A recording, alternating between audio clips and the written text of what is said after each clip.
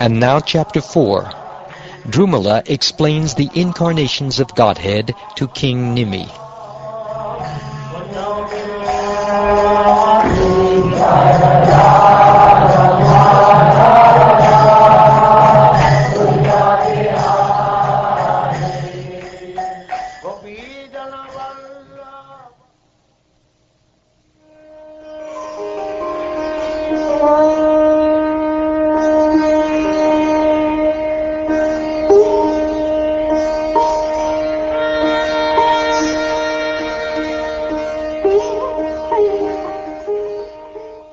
King Nimi said, "The Supreme Personality of Godhead descends into the material world by his internal potency and according to his own desire.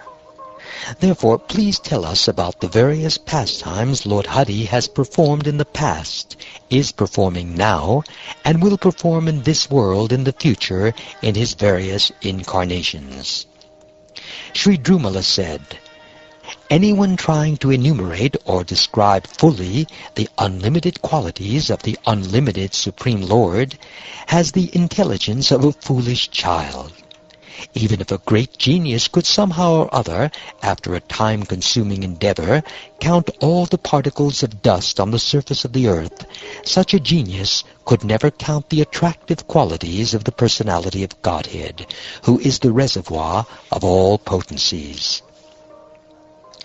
When the primeval Lord Narayan created his universal body out of the 5 elements produced from himself, and then entered within that universal body by his own plenary portion, he thus became known as the Purusha.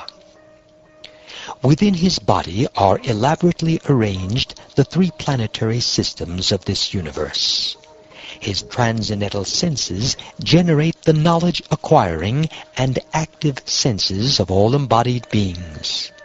His consciousness generates conditioned knowledge, and his powerful breathing produces the bodily strength, sensory power, and conditioned activities of the embodied souls. He is the prime mover through the agency of the material modes of goodness, passion, and ignorance. And thus the universe is created, maintained, and annihilated. In the beginning, the original Supreme Personality manifested the form of Brahma through the material mode of passion in order to create this universe. The Lord manifested his form as Vishnu, the Lord of sacrifice and protector of the twice-born Brahmins and their religious duties, to maintain the universe. And when the universe is to be annihilated, the same Supreme Lord employs the material mode of ignorance and manifests the form of Rudra. The created living beings are thus always subject to the forces of creation, maintenance, and destruction. Naranarayan Rishi, who is perfectly peaceful and is the best of sages, was born as the son of Dharma and his wife Murti, the daughter of Daksha.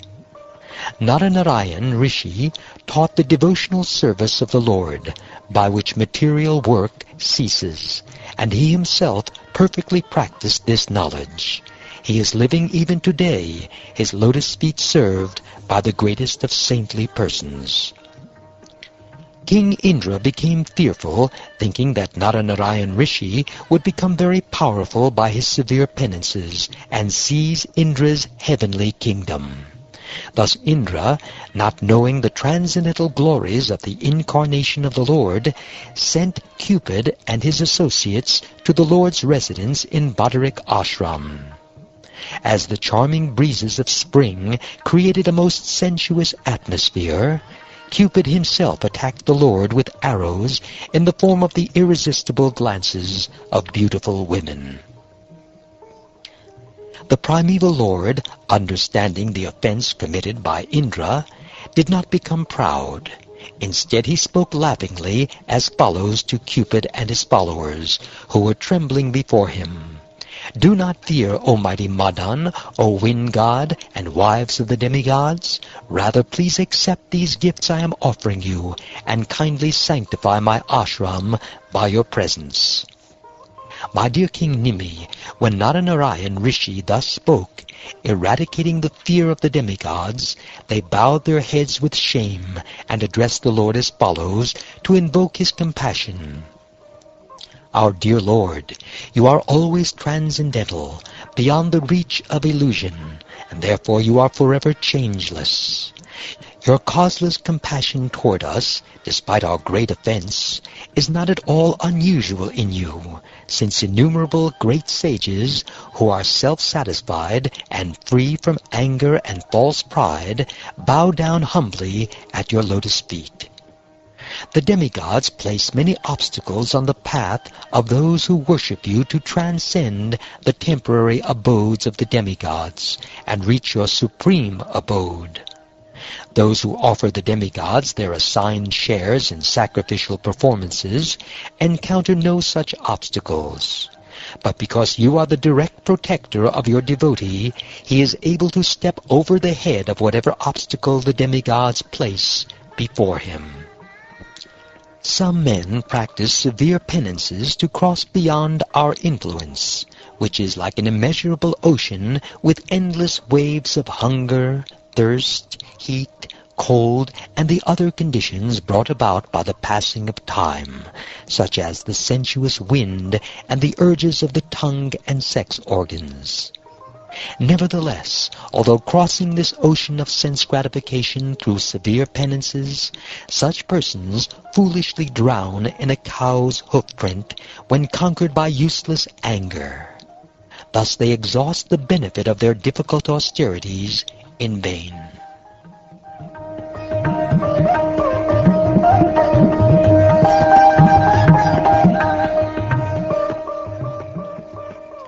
While the demigods were thus praising the Supreme Lord, the all-powerful Lord suddenly manifested before their eyes many women, who were astonishingly gorgeous, decorated with fine clothes and ornaments, and all faithfully engaging in the Lord's service.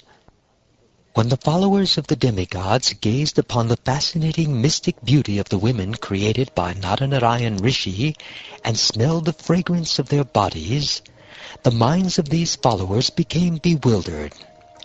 Indeed, upon seeing the beauty and magnificence of such women, the representatives of the demigods were completely diminished in their own opulence. The Supreme Lord of Lords then smiled slightly and told the representatives of heaven, who were bowing down before him, "Please choose one of these women, whomever you find suitable for you. She will become the ornament of the heavenly planets." Vibrating the sacred syllable Om, the servants of the demigods selected Urvashi, the best of the Apsaras. Placing her in front of them out of respect, they returned to the heavenly planets. The servants of the demigods reached the assembly of Indra, and thus, while all the residents of the three heavens listened, they explained to Indra the supreme power of Narayan. When Indra heard of Naranarayan Rishi and became aware of his offense, he was both frightened and astonished. The infallible Supreme Personality of Godhead, Vishnu, has descended into this world by his various partial incarnations, such as Lord Hamsa, the Swan, Dattatreya, the four Kumaras, and our own father, the mighty Rishabhadev. By such incarnations, the Lord teaches the science of self-realization for the benefit of the whole universe. In his appearance as Hayagriva, he killed the demon Madhu, and thus brought the Vedas back from the hellish planet Patlaloka.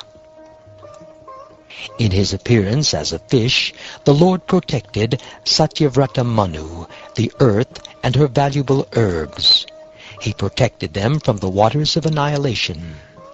As a boar, the Lord killed Hiranyaksha, the son of Diti, while delivering the earth from the universal waters. As a tortoise, he lifted Mandara mountain on his back, so that nectar could be churned from the ocean.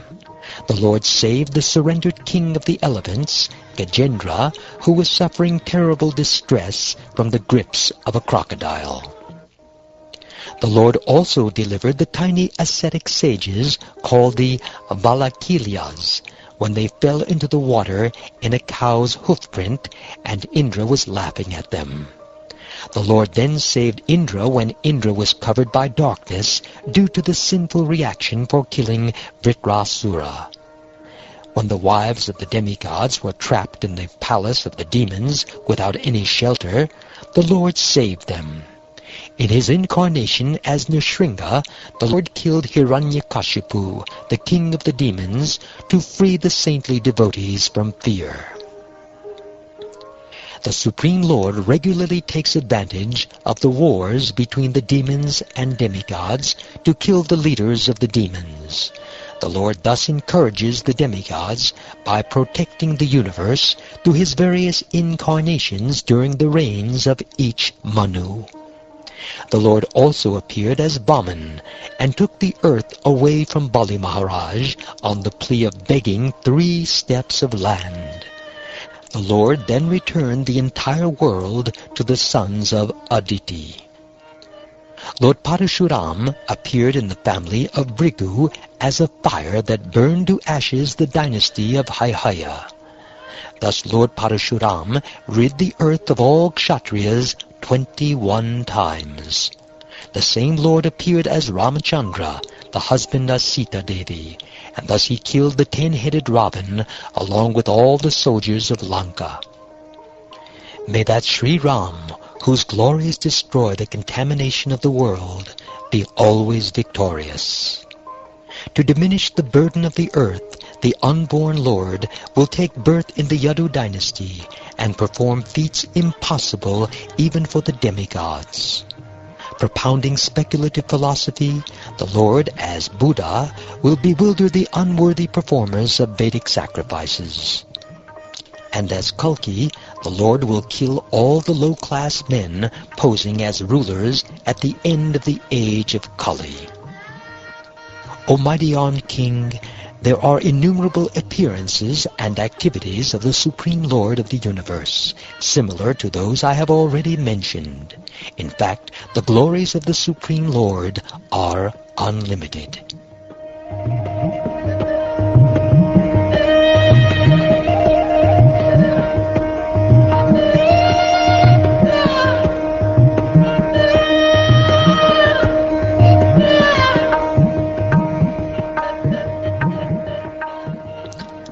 Thus ends the 4th chapter of the 11th canto of the Srimad-Bhagavatam, entitled Drumila Explains the Incarnations of Godhead to King Nimi.